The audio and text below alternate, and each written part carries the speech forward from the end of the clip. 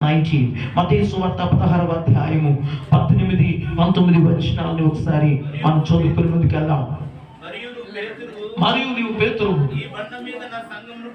ఈ బండ మీద నా సంఘమును కట్టుదును, పాతాళ లోక ద్వారములు దాని ఎదుట నిలువనేరవని నేను మీతో చెప్పుచున్నాను. దేవునికి స్తోత్రం కలుగును గాక.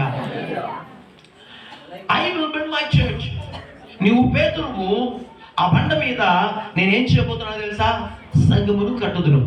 నేను అంటున్నాను కదా, సంఘము ఇటుకలతోనూ ఇసుకతోనూ కట్టబడినది కానే కాదు.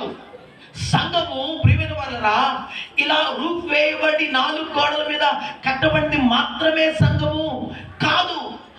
సంఘము అనగా ప్రభువైన యేసు రక్షకుడు, ఆయన సజీవుడు, ఆయన రాబోతున్న మెస్సై అని ఎవరైతే విశ్వసిస్తూ దేవునిని ఆరాధించడానికి కూడుకునే సమాజంగా స్థిరపరచబడతారో వారు సంఘం.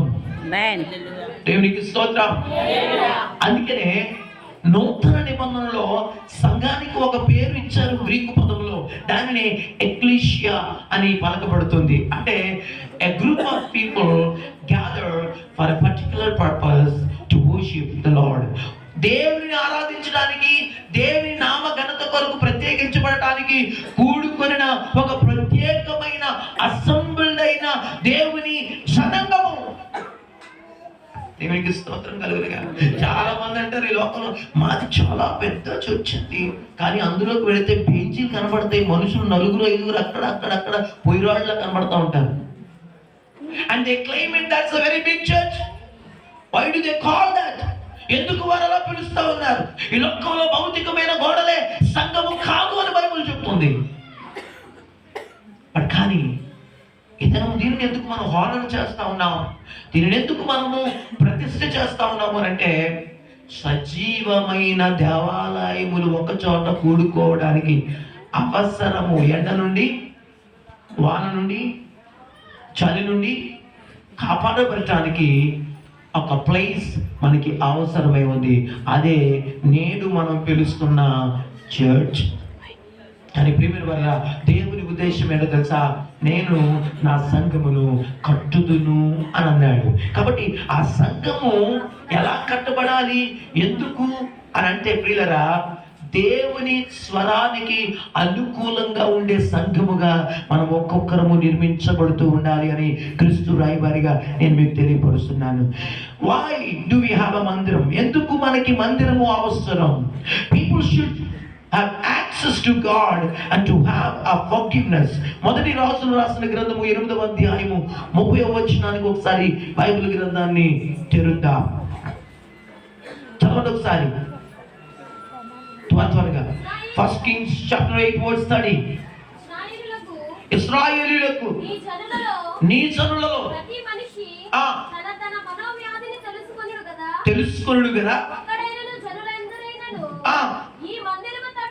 ఈ మందిరము తట్టు ఆమె చేతులు చాపి ప్రార్థన విన్నపములు చేసిన ఎడల ప్రతి మనిషి యొక్క హృదయము నీ వెరుగుదువు గనక నీవు ఆకాశమును విని క్షమించి ఎవరి ప్రవర్తనను బట్టి వారికి ప్రతిఫలం ఇచ్చి మా పితరులకు నీవు దయచేసిన దేశమందు జనులు బ్రతుకు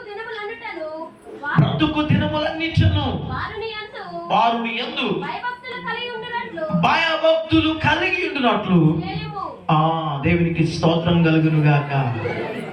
ఎందుకు మందిరము అవసరము అని అంటే, ఎందుకు అనంటే వారు దేవుని మందిరానికి రావటానికి, యాక్సెస్ అవటానికి, వారు దేవుని స్థలాన్ని గుర్తెరిగి దేవుని ఆరాధన చేయటానికి, క్షమాపణ పొందటానికి, వారి ప్రార్థనలు ధూపం వలె పైకి వెళ్ళటానికి. నేను దేవుని మందిరానికి జనులు ఎందుకు వస్తున్నారో తెలుసా? ఒక పాట పాడటానికి వస్తారు, చివరిలో ఒక ప్రార్థన చేసి వెళ్ళిపోవడానికి వస్తారు. నేడు మందిరానికి ఎందుకు వస్తారు తెలుసా? చివరిలో నా పేరు ఎక్కడైనా దైవజనుడు చెప్తాడేమో, చెప్పిన తర్వాత కొంచెం అలా పొంగిపోయి వెళ్ళిపోవడానికి వస్తా ఉంటారు. మరి కొంతమంది ప్రియులరా ప్రాముఖ్యతను పొందడానికి, ప్రఖ్యాతులు పొందడానికి వస్తూ ఉంటూ ఉంటారు. కానీ దేవుని యొక్క ఉద్దేశం ఏంటి? మందిరంలోనికి రావడానికి అంటే people should be forgiven when they come to the temple of God. దేవుని మందిరమునకు వస్తూ ఉన్నప్పుడు వారు క్షమాపణ పొందుతూ ఉండాలి, వారు ప్రారంభిస్తూ ఉండాలి, వారు మొర్రపడుతూ ఉండాలి, వారు భయభక్తులు కలిగి నివాసం ఉండటానికి టెంపుల్, మందిరం అవసరమై ఉంది. దేవునికి స్తోత్రం కలుగును గాక. ఇది కట్టబడుతున్నప్పుడు చాలాసార్లు అనేవాడిని,